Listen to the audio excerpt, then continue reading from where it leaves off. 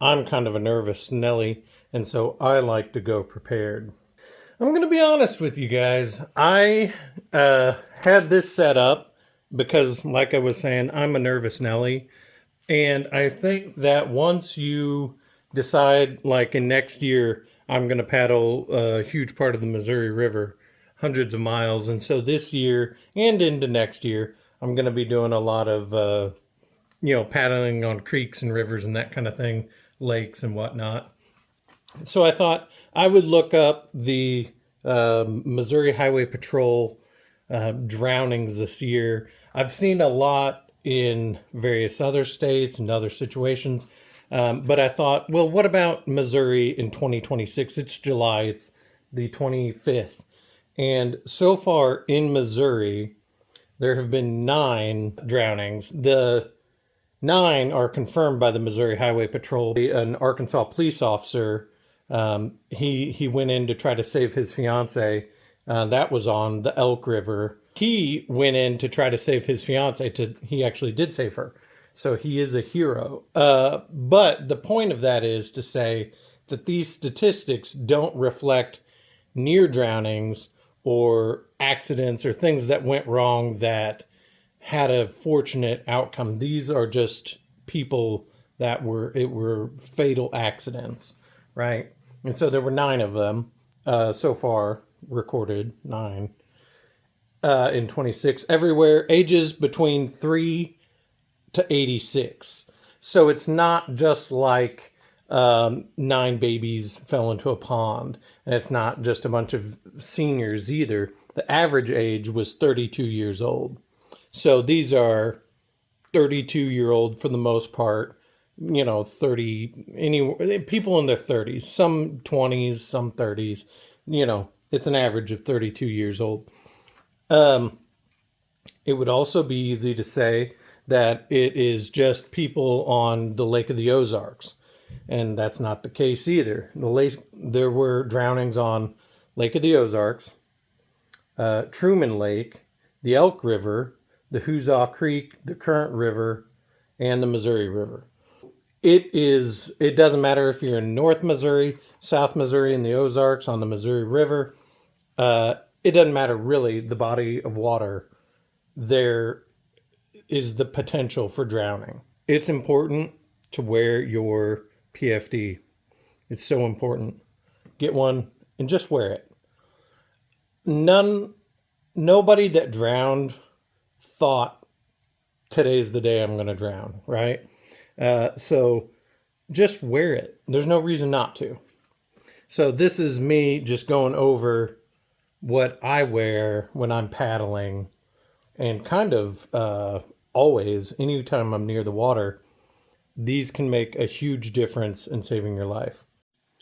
Before I get into it, there was also recently in the news, sometimes when you're aware, or like I knew I was going to make this video, you're kind of hyper aware of incidents that are occurring. There was a family of 5. I think, it was a small child went into a river in Ohio, and then a couple went in trying to save them, and then another couple went in, and it ended up taking the lives of all 5 of them. And so just wear your PFD. This is a StollQuest fisherman. I like that they have pockets, and so having the pockets is good. This is U.S. Coast Guard certified, so it's a good one. These are reflective strips, so if you're lost, they will reflect, and so the people looking for you will find you. I'm thinking about adding more reflective parts to this just to make it stand out brighter in the water. I keep my phone that I'm using to record in this Pelican case, IP68. It's a marine case. You just drop your phone in it, and then you can, still take pictures or videos or whatever.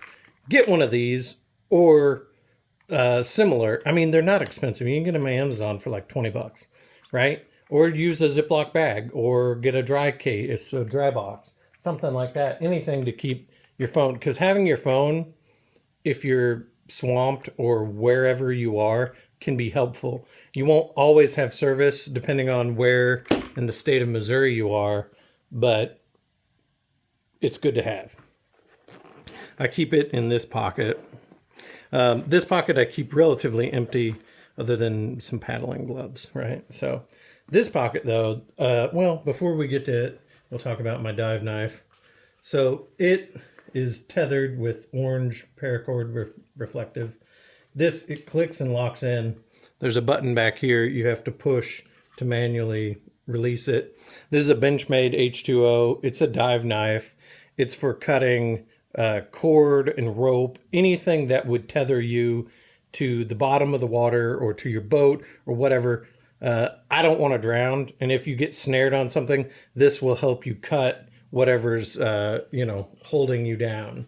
And so that's its only purpose. I don't typically use it for anything else other than cutting rope or fishing line or something like that. And I don't use it for like casually, like, oh, I need to tie a new knot in my fishing line. Let me use my survival knife, right? No, this stays here, it stays put, and it's only for the use of that purpose. You don't have to have a Benchmade. You can get whatever. I think NRS makes a couple different models, and they're good. I didn't tether. I considered tethering this to somewhere up here, but I just didn't, because that's ironically one more thing you could get caught up in, right? Something like this, and it's like, nah, I'm just not gonna use it unless I need to. So that brings me to this pocket where I keep my survival kit. Oh, survival kit. So this is the biggest case I could find that would fit in that pocket. This is a Pelican 1020. It's the micro case series. It's totally waterproof.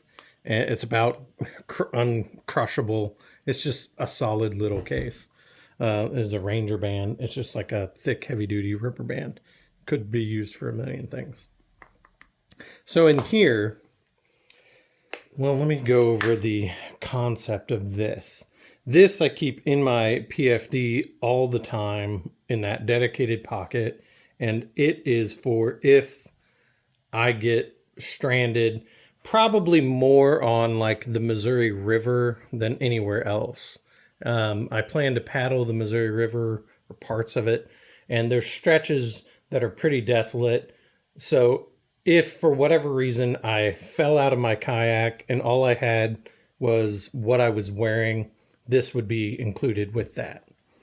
So this you probably won't need on, like I was saying, the Current River or the Elk River.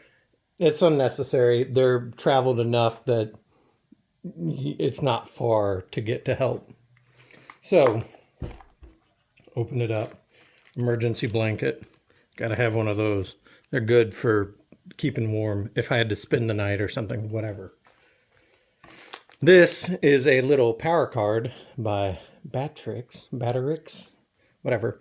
It's a instant power backup. It's something like 1600 milliamps, and it will, so if I have my phone in my Pelican case, this will give me a little more juice so I can either get a map of where I am to figure out where I need to go, or if I need to call someone, this will give me maybe half a charge, something like that, maybe a full charge. I don't know. So I think that's important. Some of this is more convenience stuff, but again, if you're on the side of the Missouri River for a day and you don't have a hat or whatever, having some sunscreen will be helpful. Similarly, I don't know if you've ever just found a random spot on the side of the river that's not a boat ramp. There are bugs everywhere. Mosquitoes live and thrive. And so having bug spray or a wipe will make a huge difference. This is super important. Since being found is critical, this is a signal mirror. You will look through it and then you use it to signal. It's got a protective covering on it right now, but you would peel that off. So getting found is the primary goal of this kit. So this could be used to signal to another paddler or a barge or whatever, Coast Guard, something like that. This is just a cloth, like an 8-inch square cloth. You could use it for drying off your phone or your hands. If something got wet, or if you had to strain water, or use it as a larger bandage if you're cut or something that's bigger. This could be used for that purpose. Duct tape, just a few feet of duct tape that you could use in addition to the cloth to make a bandage to repair your blanket or something. You know, who knows? Duct tape has a million uses, right? This is a 1 liter bag with water purification tablets and more Ranger bands to seal it. The Missouri River is sketchy to drink because of all of the just contaminants and the water runoff and the farming runoff, and just it's not good to drink if you can avoid it. And so this, although less than ideal, let's say you have to hike 20 miles along the shore to get to the next town or city or next boat ramp or whatever, it wouldn't hurt to have a liter of water with you. And I'm assuming you're not going to have a liter of water on your person. Anyways, so this is, I think, enough water to purify 3 liters. Again, you're probably not going to have to hike that far, but it's an option. Mini Bic. There's lots of different ways of starting fires, but this is by far the easiest way to do it. But it's also the most fragile. So if this gets wet, it's, you know, basically ruined until it dries out. But if you have to start a fire to signal for help or to dry off because you fell in the water, this would be cool. Cool to have. This is one thing I'm not 100. A lot of this is from like Wazoo gear, and so that's what this is. This is like 15 feet of brass wire. I've considered like maybe you could make fishing hooks out of it, or use it to repair something or to splint something, but I'm not. This is one thing that I'm not 100% sold on as necessary, but it takes up so little space. It's like, yeah, this is good to have. Kind of similar. Here's a wire saw. Sometimes along the river, there's a lot of big branches or like basically trees, and this could be useful to cut a driftwood down into a manageable piece to make a fire with. In the same vein, this is 40 feet of like 50-pound test line, fishing line. So if you had to fish, that's an option. Ferro rod for making fire. This one's brand new. It's about 3 inches. You can make a lot of fires with this. Make a lot of sparks. I've got a couple fire tenders. These would go with that guy. This is a pencil, or piece of a pencil. It could be sharpened to write notes. There's paper down in here, or you could use it to burn as well. Here's a little. This is a Civivi. I think it's called the Baby Banter. It's just a small little knife. It's just a utility knife, just a good little knife that fits in this kit. That's not, you know, super duper bushcraft knife. It's just a little knife, and it's handy to have. Even though I have the dive knife, this has a point on it for, you know, if you had to drill a hole or something like that. And it's just a better general purpose knife. This is dental floss with there's a little piece of fire starter in there. This could be used for tying all sorts of stuff together. This is a little fishing kit with safety pins and sinkers and hooks. A bigger safety pin, another safety pin, safety pins for who knows what, if you gotta get splinters out or something like that. Another little hook. Here's a compass. Let's see if it's any kind of accurate. Yeah, it looks like it is. I'm not a huge fan of these button compasses, and I don't know how much practical use you'd get out of this thing, other than giving you, assuming you're right on the river, you'll have a general idea, I would think, of where you are, but this will tell you you know, if you can use a map on your phone or your last known location, this will tell you the direction you need to go if you're following the river to the next point, or if you have to leave the riverbank to get to a road or something. This could be useful. Sewing kit, if you have to sew up your shoes or something like that, you know, I don't know. Oh, this is super handy. This is a, let me flip it around. Maybe you'll read it. This is a Bright Strike Pro Troll. This is a little green LED light. And basically it's got a 3M thing so you can stick it on something. And when you click it, it will flash either fast, slow, or constant on LED light. And so you can use this, especially at night, if you are lost. Just click this a couple times. It'll flash for the battery inside here. It's self-contained, right? So it's waterproof. It'll flash for 200 hours on slow. So that's 2 weeks of overnight, you know, probably longer than that. It'll flash forever, basically, long enough to get you found. Similarly, these are bobber lights. You just put the little thing inside the tube that's the battery, and then you could use these for either signaling or looking around where you're going, something like that. Curid, you gotta have some Band-Aids. These are tiny chem lights, one of them anyways. Ooh, a whistle. You gotta have a whistle to notify people. I don't know why. On probably every hiking backpack I have, the buckles have a whistle on them, but they haven't made that change for the personal flotation devices. A couple zip ties. These are also things I'm not convinced I would need, but they could be used to help hold like the water bag closed, or hang the little chem light or something like that. I don't know, but they could be used for something, right? Write in the rain paper, write messages, burn it, whatever you gotta do.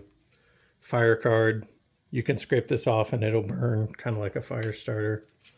Another Band-Aid, 20 bucks just in case. Whatever you get somewhere, you got to make a phone call, but they won't let you or something. 20 bucks might convince them. This is a Fresnel lens. It's a magnifier fighter starter ruler, kind of handy. Here's a big Band-Aid, another chem light, a great big needle, and another small fishing hook. So that's what's in there. I'm not saying this is by far the best system or the only way of doing it, but I'm open to suggestions from anybody who thinks they have a similar system or similar setup that would be even better. Show me what you've got, what you use when you're paddling on the river as an emergency kit. The other thing I keep in this pocket is like a dog tag that I had made. It's stamped metal. I just keep it down in here. It has like my name, my phone number, and my Missouri Conservation ID number, that if I'm found, they'll be able to identify me, figure out, they can use that number to figure out, where I live and my family and all that, yada, yada, yada. When I'm all done getting that packed up, it just goes back in here. It's a little snug, to be sure, but it fits in there. And there's still room in this pocket for a Cliff Bar or a bigger whistle or electrolytes. There's a million other things you could fit in this pocket, but I generally try to reserve this pocket for emergency use only. And so I don't put like chapstick and that kind of stuff you're going to use. I want to keep this pocket closed at all times unless I absolutely need to open it. That way I always have that gear with me no matter what. So that is my emergency river setup. And so, again, let me encourage everybody to wear your life jacket. Don't just have it. I know Missouri law says you just are required to have one on the boat or in the kayak or in the canoe or whatever. But again, 9 people in their 30s, one being a police officer, so you assume he was fit, lost their lives because of current on rivers just like the Elk River. And I've floated most of these rivers. I've floated the Elk, I've floated the current, Jack's Fork, Niangua, you know. So while none of them are, I wouldn't say inherently dangerous, just being on the water is in and of itself inherently dangerous. And so just get a life jacket that fits you, get a comfortable one. This one was maybe like $150. And it's like, I don't think there's anyone who wouldn't spend $150 to have their loved one back. And so get one. This one is specifically designed for kayaking. And so it has, see, the bottom of the back is just open so your seat can sit there. And so it's got more padding toward the top. And so just get one that fits and wear it. That's all you got to do. Hey, so I wanted to wrap this up by saying that this video isn't to demean anybody's death or anything like that. And I'm thinking about even the Nolan Wells situation where he was found under mysterious circumstances where it appears he probably drowned, and the same his friends, they were this was in Mississippi, and so their boat started taking on water and the bilge pump wouldn't work. Having life preservers would have potentially prevented a huge catastrophe. And so again, the point is not to say that these people weren't smart or they made poor decisions or anything like that. It is to say that we, moving forward in the year 2026, have seen enough evidence and there's enough technology and things are affordable enough that there's really no reason for us to have as many drownings as we experience. 9 in the state of Missouri is just entirely too many, given the affordability of life preservers. You can even get them for, you can get them for a little bit of nothing even. So the problem with buying the cheap ones is that they are not super comfy, and so then you're not as likely to wear it. And so that would be my hope, is that you just spend the money, get a comfortable one and wear it. It would save so many lives and so many headaches. Just do it. No reason not to.